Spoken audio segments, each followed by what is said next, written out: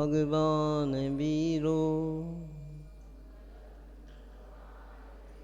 मंगलम गौतमो गणी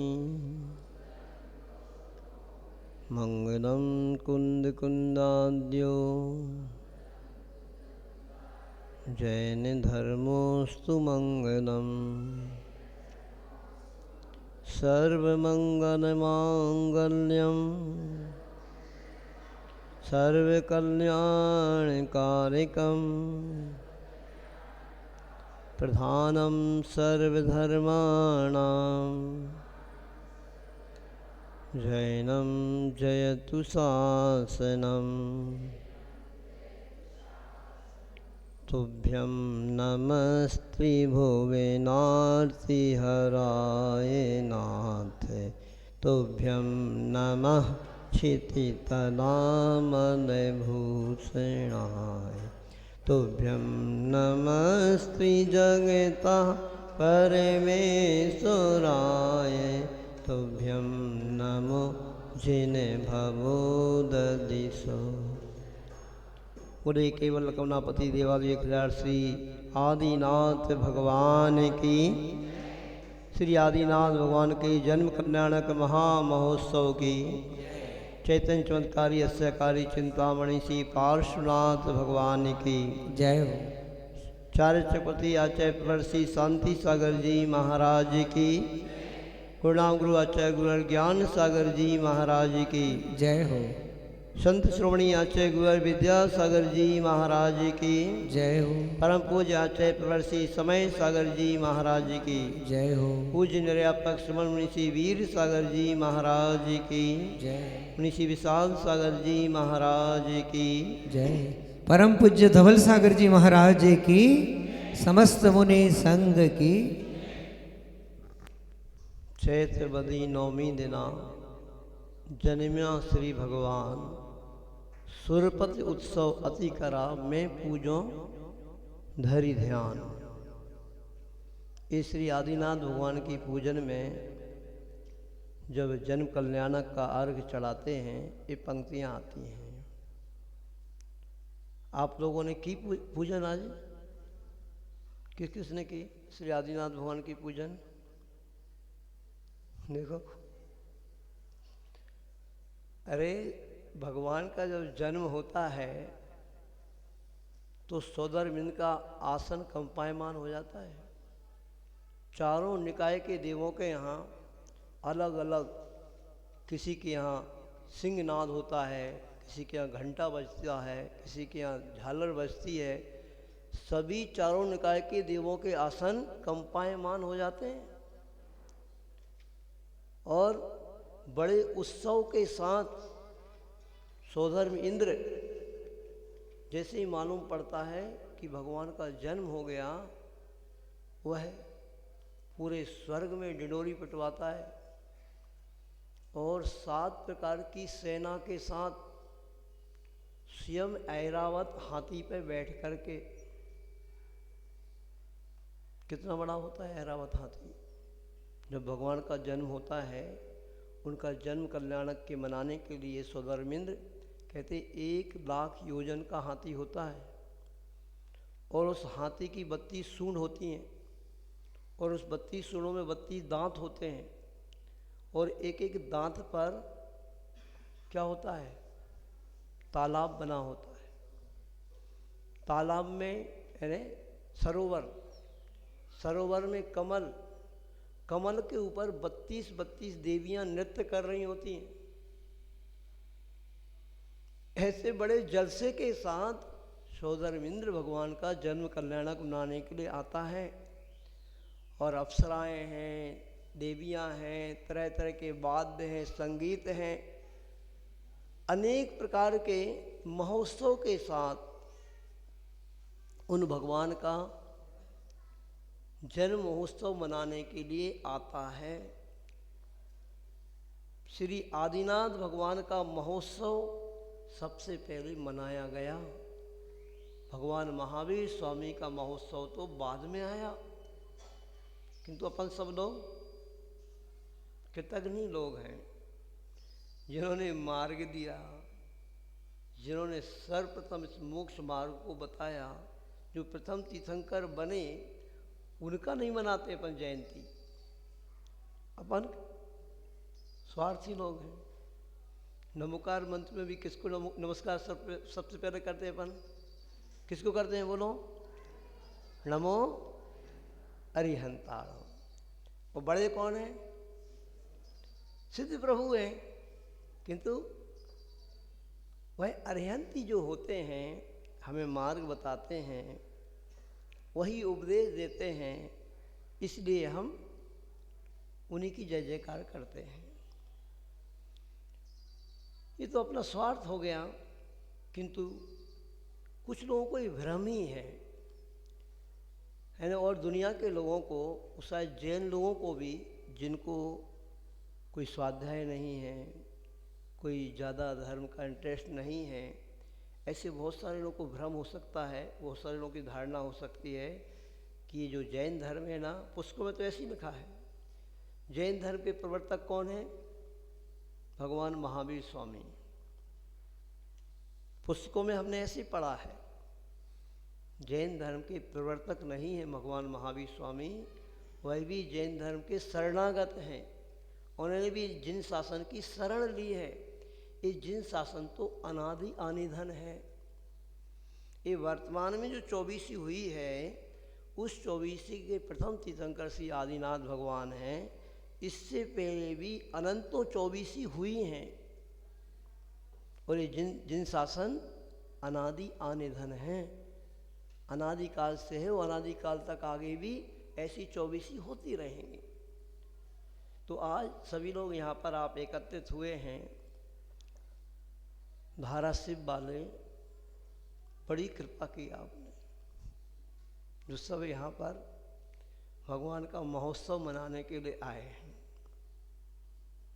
सुबह भी महिलाओं ने करिश्मा दिखाया और पूरे नगर में प्रभात फेरी के माध्यम से एक धर्म की प्रभावना की। और अभी भी महिलाओं का ही वर्चस्व ज़्यादा दिख रहा है। पुरुष वर्ग तो अपनी अपनी दुकान चलाने में बिजी है। पर उन पुरुषों से कहना चाहते हैं हम लोग, क्या करोगे? ये जो बहुत परिग्रह को, आरंभ को करने में ही आप लगे हों, तो क्या करोगे? कहाँ ले जाओगे बांध करके? कुछ नहीं जाता साथ में। जाता क्या है? कर्म ही जाता है। सौधर्म इंद्र को पता है, क्या पता है? कि भगवान तीर्थंकर भगवान हैं और ये अब सर्वार सिद्धि से, सर्वार सिद्धि विमान से आकर के इनका जन्म हुआ है। और जो सर्वार सिद्धि विमान से आता है ना, वो एक भवावतारी होता है। अब उनका तीर्थंकर तो ऐसे होते ही हैं कि जिनका जन्म अब कभी नहीं होता है, एक अंतिम जन्म है उनका। ये सब पता है। देखो सौधर्मिंद को अंतिम जन्म है, सर्वार सिद्धि से इनका अवतरण हुआ है, तो अब एक भावावतारी हैं। और तीर्थंकर तो एक भावावतारी है ही, वो तो उसी भाव से मोक्ष जाने वाले ही हैं। सब कुछ पता होते हुए भी सौधर्मिंद्र इतने वैभव के साथ भगवान का महोत्सव मनाने क्यों आया? बताइए, आप सभी से पूछना चाहते हैं, क्यों आया? आप सभी धाराशिव वासियों ने भी इतना सुंदर जिनालय क्यों बनाया? सामान से भी कोई इतना सुंदर नहीं भी बनाओ तो भी चलेगा। इतना सुंदर वेदी क्यों बनाई? इतना सुंदर जिनालय क्यों बनाया? क्यों आचार्य भगवान विद्यासागर जी महाराज के आशीर्वाद से अरबों रुपए की लागत से जिनालय बन रहे हैं, उनमें जिनबिंब विराजमान हो रहे हैं? आखिर इतना सब करने की क्या जरूरत है? बताइए आप, क्या जरूरत है? क्योंकि भगवान के लिए तो कहा है, न पूज्यार्थ तय वितरागे न निंद्या नाथ विवांत वैरे। हे भगवान, आप तो राग देश से रहित हो गए। आपकी कोई निंदा करे, तो आपको उससे कोई प्रयोजन नहीं है, क्योंकि आपका कोई अब बैरी है ही नहीं। और कोई आपकी स्तुति करे तो भी आपको उससे कोई प्रयोजन नहीं है, क्योंकि आपका किसी से राग द्वेष नहीं है। ये सब तो जिसका राग द्वेष होता है ना किसी से, उसको कोई निंदा करे तो गुस्सा आता है, स्तुति करे तो वो प्रसन्न होता है। जब हमारे भगवान ऐसे वीतरागी होते हैं तो फिर हम उनकी स्तुति क्यों करें? तो अगली पंक्तियों में कहा, न निंद्यानाथ विवांत बैरे तथापि ते पुण्य गुणस्मृतिर्नः पुनातु चित्तम दुरितांजनेभ्यः। हे भगवान, आप तो वीतरागी हैं, आपको कोई निंदा करे स्तुति करे कोई इससे प्रयोजन नहीं, किंतु जो व्यक्ति आपकी स्तुति करता है वो अपने पाप कर्म को धोता है और साथ ही साथ पुण्य कर्म का बंध करता है। क्योंकि आप भी यदि अरहंत पद को प्राप्त हुए हैं तो पुण्य फला अरहंता, ऐसे आचार्य कुंद देव प्रवचन सार में कहते हैं कि अरहंत पद भी उस पुण्य के फलस्वरूप ही प्राप्त होता है। तो इन भगवान की भक्ति करने से, इनकी स्तुति करने से, इनकी वंदना करने से ऐसे साथी से पुण्य कर्म का संचय होता है कि हम इस जीवन में भी जिस धर्म के स्वरूप उस अरहंत पद को प्राप्त करते हैं वो धर्म हम कर पाएंगे। और आगे भी फिर जब तक हम इस पद को प्राप्त नहीं हो सकते, हो नहीं पा रहे हैं, तो हमें इस प्रकार की अनुकूलता बनती रहेगी। ऐसे पुण्यानुबंधी पुण्य कर्म का, शुभ कर्म का हमें बंध होता है और हमारे पाप कर्म धुलता है। समझ में आ रहा कि नहीं? मुझे ऐसे लगता है कि धारा सिर्फ वालों को सब दूध के धुले हैं। क्यों उल्लास जी? सब ने अपना कुछ सब धो धा करके बैठे हैं, सब ने अपना पाप कर्म तो धो ही दिया है, कृत हो गए हैं आप। किसी को कोई आवश्यकता नहीं है धर्म करने की, इसलिए इतना सुंदर जिनालय बनाया है। बस तो इस जिनालय में आने की फुर्सत नहीं है। इससे ऐसे ही लगता है कि आप तो कृत हो गए सब लोग। किंतु ध्यान रखना, सभी से कहना चाहते हैं कि प्रभु की भक्ति की शक्ति को आप समझो सभी लोग। अभी ये सामने हमारे श्री आदिनाथ भगवान की पूजन की पुस्तक रखी हुई है, पढ़ो इस पुस्तक में आदिनाथ भगवान की पूजन ही कर लो आप, तो आपको समझ में आ जाएगा सब कि हमें भगवान की पूजन क्यों करना चाहिए। क्यों यहाँ पे महाराज जी हम लोग आपको प्रेरणा दे रहे हैं कि यहाँ पर आपके उन गुरुओं के रहने के लिए कोई स्थान नहीं है विधिवत। आप अपने सब लोग अपने अपने बंगले तो बहुत अच्छे बना रहे हो, बहुत अच्छे ऐसो आराम से रह रहे हो, किंतु ध्यान रखना, आग लगी संसार में जल जल पड़े अंगार, वो संत ना होते जगत में जल जाता संसार। ये संसार जल जाएगा उसी दिन जब इस धरती पर संत नहीं रहेंगे, और संत नहीं आएंगे तो आपको कौन धकाएगा, कौन आपको जगाएगा? यही हो रहा है। संत यहाँ रहेंगे, गुरु रहेंगे तो वो आपको रास्ता बताएंगे। प्रभु तो आज मौन है।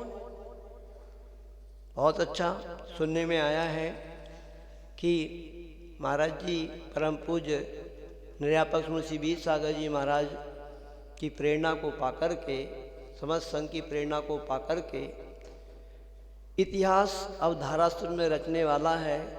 और एक बहुत सुंदर, जैसे मैंने आपको बताया था कि 2 मंगल चिन्ह हमें दिखाई दिए थे कि जैसे हम तेर से निकले और सबसे आगे हम ही चल रहे थे, वहाँ पे कहाँ पे एक जगह हमने देखा, शायद उल्लास जी भी साथ में थे, पर इनने देखा वो दृश्य के नहीं देखा। हम जैसे आगे बढ़े तो 2 मंगल कलश भरे हुए हमारे आगे आगे चल रहे थे। तो इतिहास तो यहाँ पे रचा ही जाना है और सभी ने भाव बनाया है कि यहाँ पर एक बहुत सुंदर संत निवास बनना चाहिए और उसकी पूरी की पूरी प्लानिंग बन रही है और बहुत शीघ्र अति शीघ्र एक भव्य संत निवास का शिलान्यास धाराशिव में होने जा रहा है। फिर अब जब संत निवास बन जाएगा तब तो संत रुकेंगे यहाँ पर, वो संत रुकेंगे तो आपको कुछ प्रेरणा देंगे कि हमें प्रभु की भक्ति करना चाहिए, वरना पढ़ो आप इसमें पढ़ो। ये जो श्री आदिनाथ भगवान की पूजन है पढ़ लेना कभी, और ज़्यादा कोई ग्रंथ पढ़ने की जरूरत नहीं है। चारों गतियों के ऐसे दुखों को इसमें दिया है, आप पढ़ो कि जीव कैसे नरक निगोद में रहा, नरक में रहा, फिर त्रियंच गति में रहा, नरक गति में रहा, मनुष्य गति में रहा, कैसे कैसे दुख उसको होते हैं। मनुष्य गति के दुखों का चित्रण देखो तो आप कि कैसे कैसे दुख इस जीव को मनुष्य गति में भी होते हैं। आप यही समझ रहे हो मात्र कि नहीं मनुष्य गति में, देव गति में तो ऐसा ही आराम है, नरक त्रियंच में दुख होते हैं। नहीं, ऐसे गजब के दिए हैं दुख के पढ़ना कभी। प्रभु गर्व तड़ा दो कब कहूँ, जटे सखड़ाई की ठोर हो, हलन चलन नहीं कर सको, जटे सघन कीच घन घोर हो। गर्भावस्था में ये जीव रहता है ना, जैसे भयंकर कीचड़ में हो, फंस जाता है ना आदमी, वहां हेड डुल नहीं सकता है, आपको नहीं दिखाई देता। वो तो सोनोग्राफी करके डॉक्टर दिखाए ना किसी को वीडियो, तो कैसे वो गर्भावस्था में बालक रहता है, 9 महीने तक रहता है, हलन डुलन भी नहीं कर पाता, बहुत मुश्किल से होता है। बताओ कैसे रहता है वो बालक। ओपन जैसा माँ खाती है पीती है उसका प्रभाव उस बालक पर पड़ता है। माता खावे चर परो, फिर लगे तन संताप हो। प्रभु ज्यों जननी ताते भके, फिर उपजे तन संताप हो। उस गर्भावस्था में माँ जैसा खाती है पीती है वैसा प्रभाव उस बालक के ऊपर पड़ता है। ये सब और आगे देखो, औंधे मुख झूलो रहो, फिर निक्सन कौन उपाय हो। कठिन कठिन कर नीसरो, जैसे निसरे जंत्री में तार हो।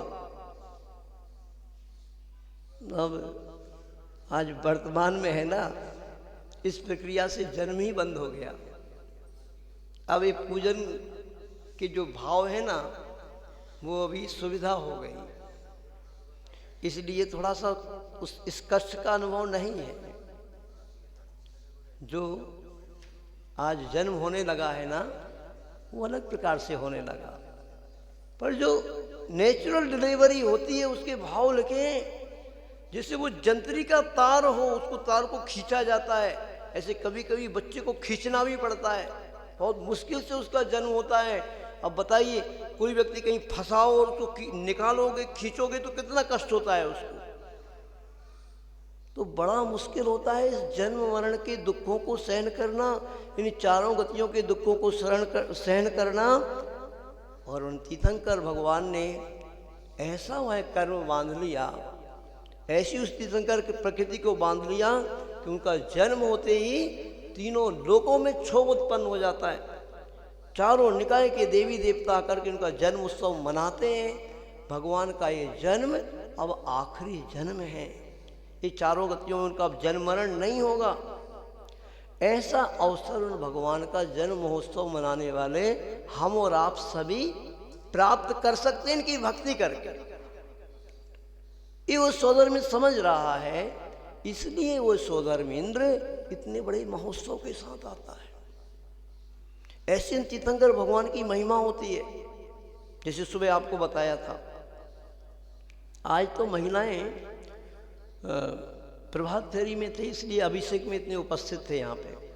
अच्छा, हर रोज कितनी महिलाएं उपस्थित रहती हैं अभिषेक देखने के लिए? ईमानदारी से, गुरु के सामने झूठ नहीं बोलना। अभिषेक जब भगवान का होता है कितनी महिलाएं यहाँ पर उपस्थित रहती हैं, दिखाई नहीं दे रहा हमें। देखो कोई भी हाथ 2 4 6 लोग ही उठा रहे हैं बस, बाकी सब क्या कर रहे हैं? क्या कर रहे हो आप लोग? अरे स्वर्ग में रहने वाला सौदर इंद्र जैसा देव भी और सभी देव, सबसे पहले नित्य नियम है उनका, हर देव के विमान में मंदिर रहता है और उस मंदिर का अभिषेक प्रतिदिन प्रतिदेव करता है।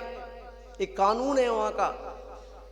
और सभी देवियाँ उस अभिषेक को देखती हैं और बड़ी खुश होती हैं, नृत्य करती हैं, भजन गाती हैं, गीत गाती हैं। तो उस देख करके उसको, उसकी अनुमोदना करके देवियाँ साथ ही साथ पुण्य को बांधती हैं। बहुत महान दुर्भाग्यशाली व्यक्ति है, इतना सुंदर चैत्यालय बनाओ, मंदिर बनाओ और ना यहाँ पर अभिषेक करने वाले लोग हैं और ना महिलाएं देखने वाली हैं, ना इन बच्चों के ऊपर क्या होगा, इन बच्चों के ऊपर क्या संस्कार आएंगे। बस अंधे नगरी चौपट राजा, टके शेर भाजी टके शेर खाजा। सोचो विचार करो, कुछ दिनों के बाद आप लोग तो ठीक हैं, थोड़ा थोड़ा आपके अंदर संस्कार हैं, कुछ दिनों के बाद इन मंदिरों में कबूतर ही दौड़ेंगे, उछल कूद करेंगे बस। तो आज भगवान के जन्म महोत्सव के उपलक्ष्य में कुछ यहाँ पे प्रारंभ करो। महिलाओं से कहेंगे बच्चों के संस्कार के लिए यहाँ पर एक पाठशाला का शुभारंभ करो। पाठशाला चलती है यहाँ पे।